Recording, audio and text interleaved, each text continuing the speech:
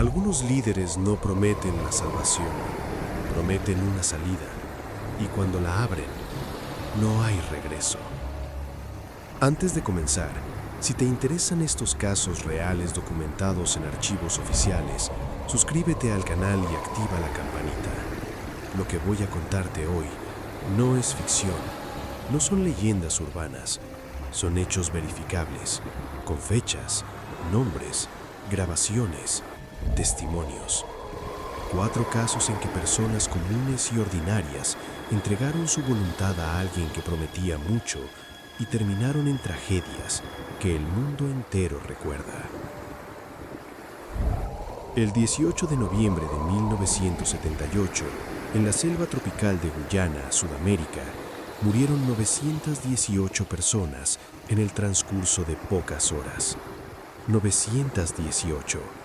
No fue una guerra, no fue una catástrofe natural, fue la orden de un solo hombre llamado Jim Jones, el reverendo fundador del Templo del Pueblo, una organización religiosa que había atraído a miles de seguidores en California, prometiendo igualdad racial, comunidad y un mundo mejor.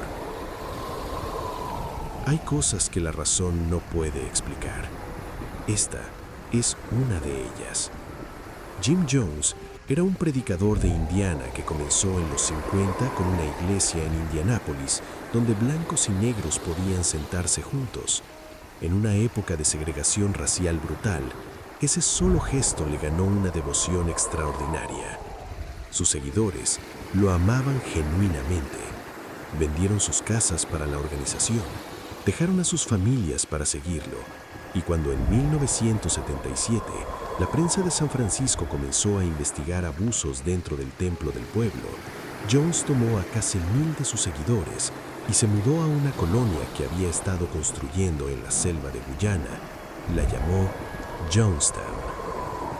Lo que encontraron ahí no era el paraíso prometido, era un campo de trabajo donde los miembros trabajaban 6 días a la semana de madrugada al anochecer, donde la comida era insuficiente, donde Jones, adicto a las drogas y cada vez más paranoico, los despertaba a medianoche para sermones que duraban horas, y donde comenzaron a practicar lo que él llamaba suicidio revolucionario, ensayando una ceremonia en la que bebían una sustancia que se les decía que era veneno, para descubrir que era agua, y el propósito era medir su lealtad.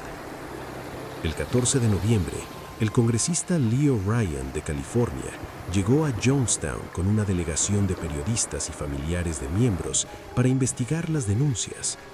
Jones lo recibió con una actuación impresionante.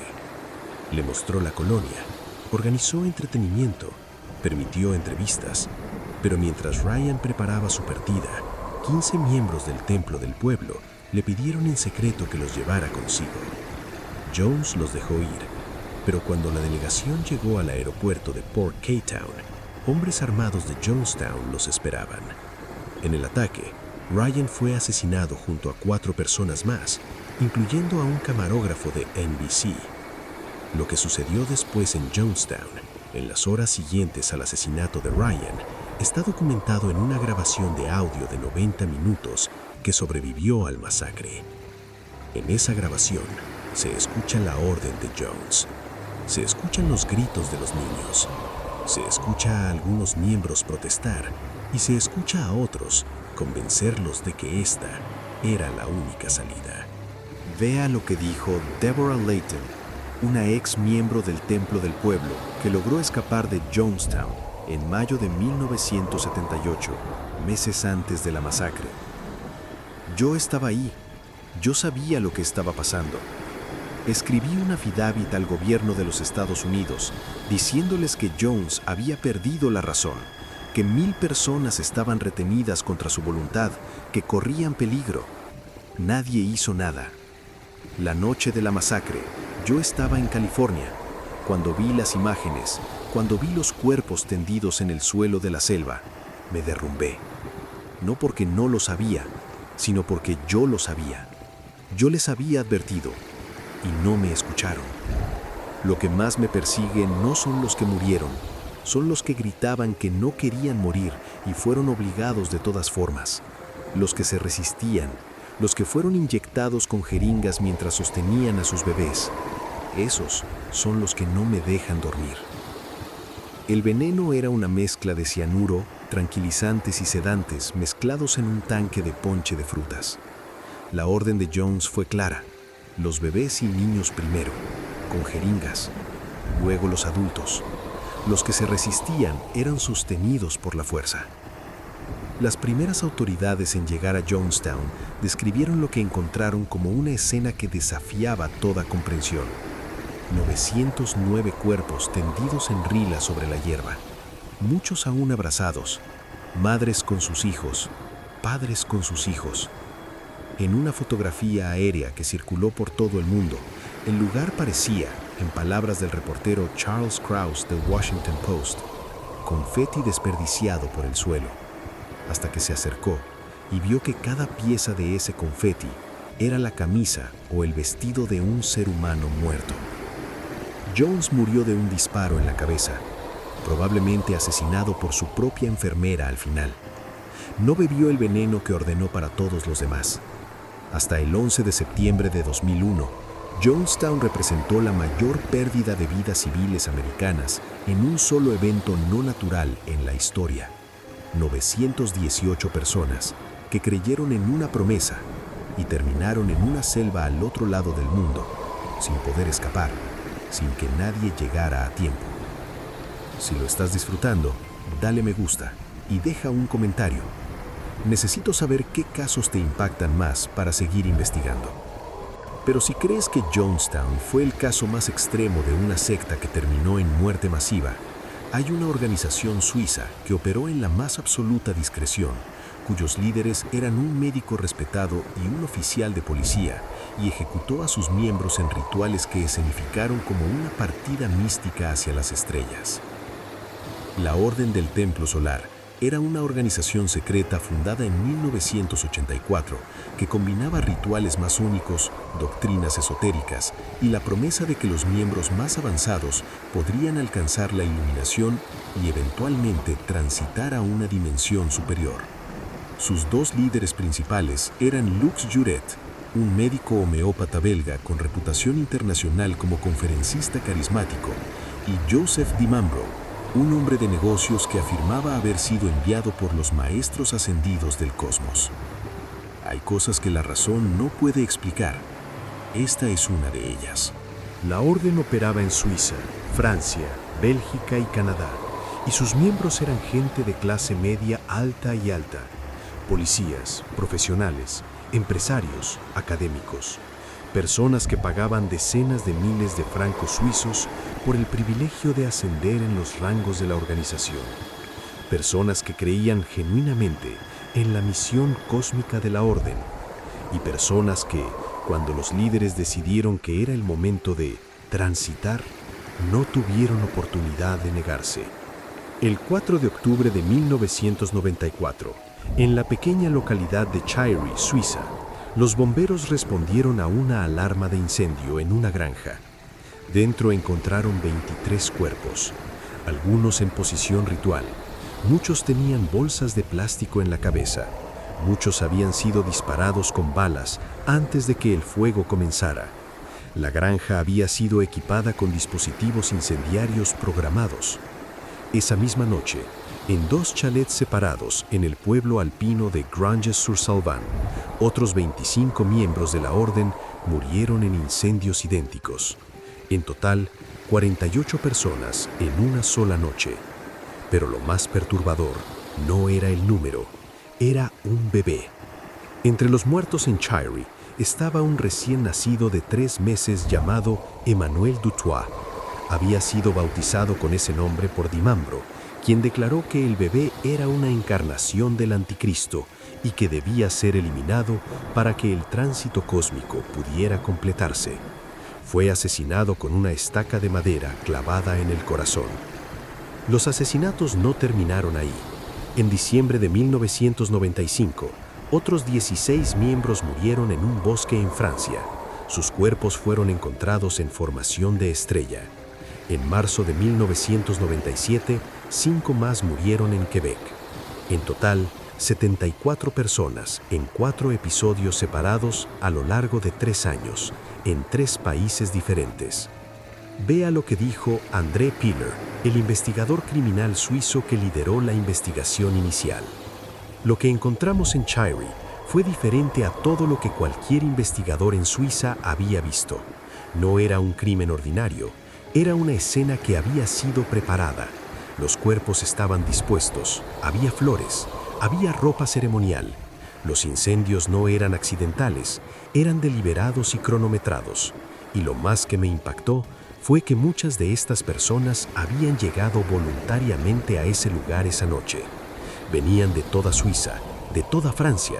Habían dejado a sus familias, habían hecho sus arreglos, como si fueran a un viaje. El bebé fue lo que me quebró, porque el bebé no eligió, y los que lo mataron creían genuinamente, o fingían creer, que era necesario. Ese es el poder de una secta, que puede convencerte de matar a un recién nacido y llamarlo un acto sacro. Las autoridades descubrieron que Dimambro había comenzado a desconfiar de algunos miembros de la orden, incluyendo a los padres del bebé Emmanuel Dutoit, quienes habían cuestionado públicamente si Dimambro era realmente quien decía ser. Los tránsitos fueron en parte ejecuciones de disidentes, disfrazadas de rituales de ascensión. Lloret murió en el incendio de Grange-sur-Salvan. Dimambro también, pero las muertes continuaron por 2 años más, ejecutadas por los miembros restantes de la orden que habían interiorizado tan profundamente la doctrina del tránsito que continuaron sin sus líderes. 74 personas. Médicos, policías, profesores, padres de familia. Personas que en cualquier otro contexto parecerían perfectamente racionales y que terminaron muertos en una granja suiza o en un bosque francés, convencidos de que estaban partiendo hacia las estrellas. Y si todavía crees que estas tragedias pertenecen al margen de la sociedad, te contaré de una organización cuyos líderes tenían títulos universitarios de las mejores instituciones de Japón, físicos y médicos que decidieron que el fin del mundo debía ocurrir y que eran ellos quienes debían acelerarlo. Om Shinryaku, que significa Verdad Suprema, fue fundada en 1984 por Shoko Asahara, un hombre con visión parcial de nacimiento que afirmaba haber alcanzado la iluminación total y tener poderes de levitación y clarividencia. En su apogeo, la organización tenía más de 10.000 miembros en Japón y miles más en Rusia. Sus filas incluían algunos de los estudiantes más brillantes de las mejores universidades japonesas, atraídos por la promesa de dominar habilidades espirituales que la ciencia no podía explicar. Hay cosas que la razón no puede explicar. Esta es una de ellas. Asahara predicaba que Japón sería destruido en un apocalipsis nuclear antes del año 2000 y que solo los iniciados de Om sobrevivirían.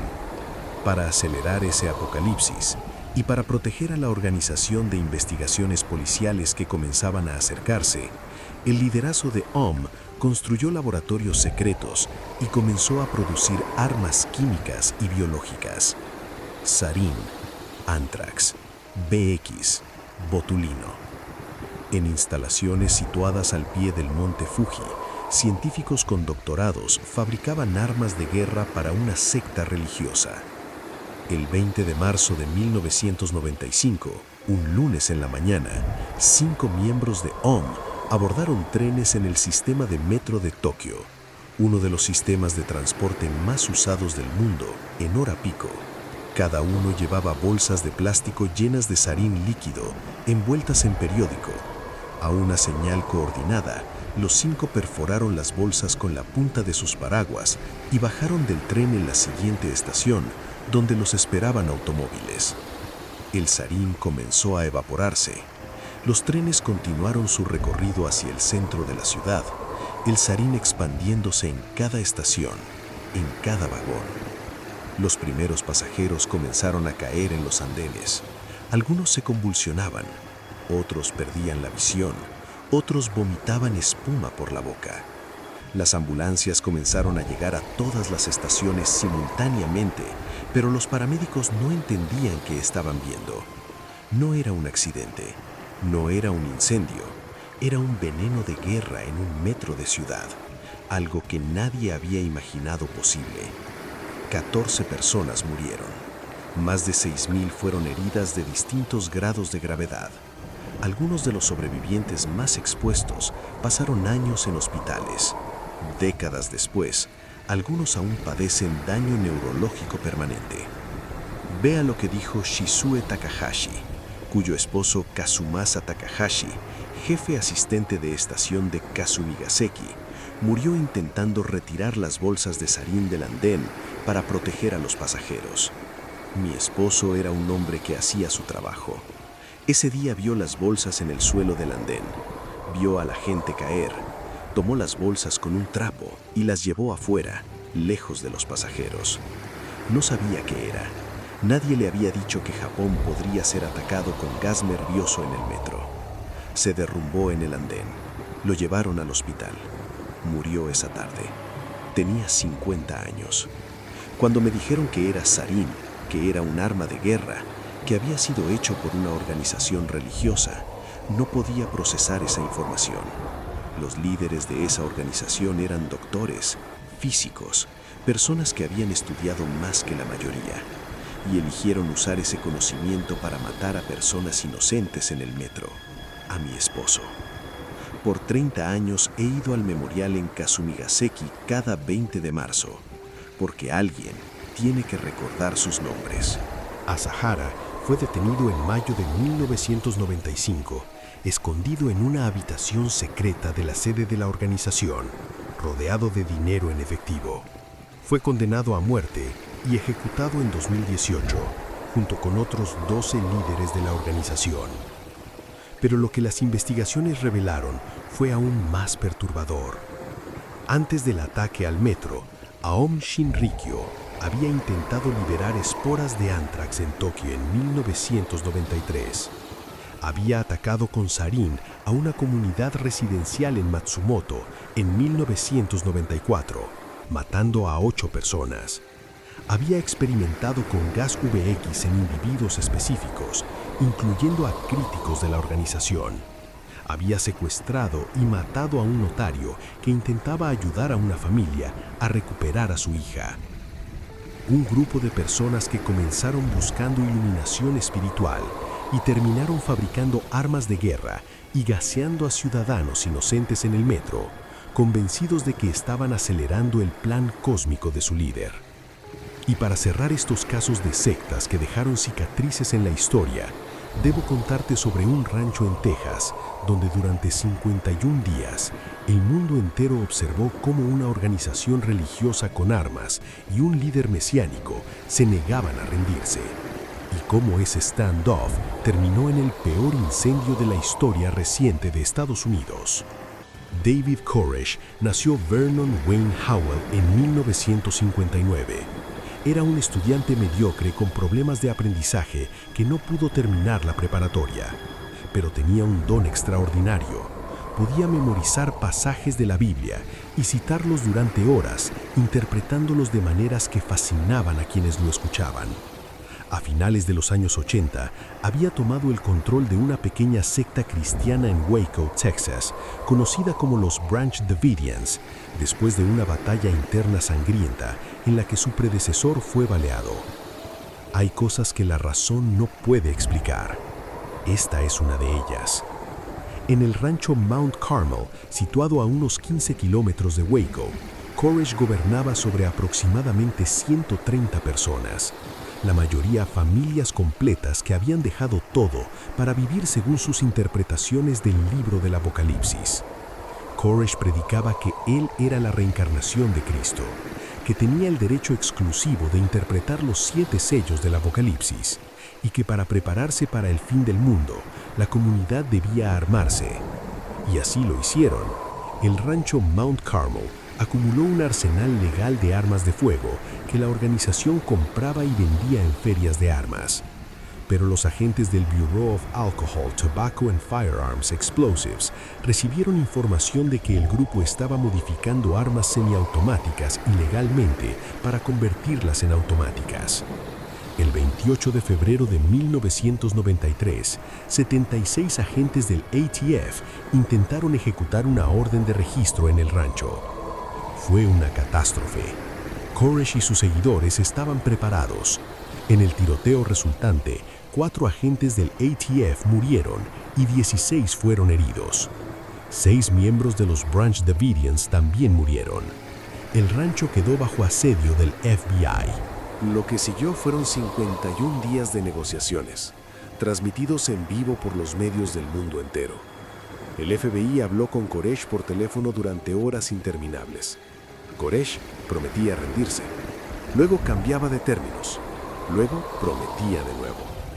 Sus seguidores dentro del rancho eran su escudo, sus rehenes y sus creyentes simultáneamente. Liberó a algunos niños, pero la mayoría permanecieron dentro. Vea lo que dijo David Thibodeau, uno de los sobrevivientes de Waco y exmiembro de los Branch Davidians. La gente de afuera pregunta por qué no nos fuimos. Es que no lo entenderían a menos que hubieran estado ahí. David no era un monstruo para nosotros. Era nuestro pastor, nuestro maestro. Cuando leía las escrituras, eran vivas, eran reales. Yo toqué con él en una banda de rock durante años. Era una persona real, con sentido del humor. Y también podía ser aterrador. Cuando decía que debíamos prepararnos para el fin del mundo, lo creíamos. No porque estuviéramos locos, sino porque llevábamos años en una burbuja donde esas palabras tenían contexto, donde todo lo que él decía tenía sentido. El 19 de abril de 1993, cuando el fuego comenzó, el rancho empezó a arder. El fuego se propagó con una velocidad devastadora. 76 personas murieron, incluidos 25 menores de 17 años. Entre los muertos estaban bebés, niños pequeños, adolescentes y adultos de todas las edades. Koresh murió de un disparo en la cabeza. Su cuerpo fue encontrado en el lugar. Las investigaciones posteriores no llegaron a un consenso sobre si el fuego fue iniciado por los ocupantes del rancho, por los tanques del FBI al volcar las lámparas de querosén o por alguna combinación de ambos. La controversia sobre la responsabilidad continúa hasta hoy. Lo que no es controvertido son los números. 4 agentes del ATF, 76 miembros de los Branch Davidians, incluidos 25 niños.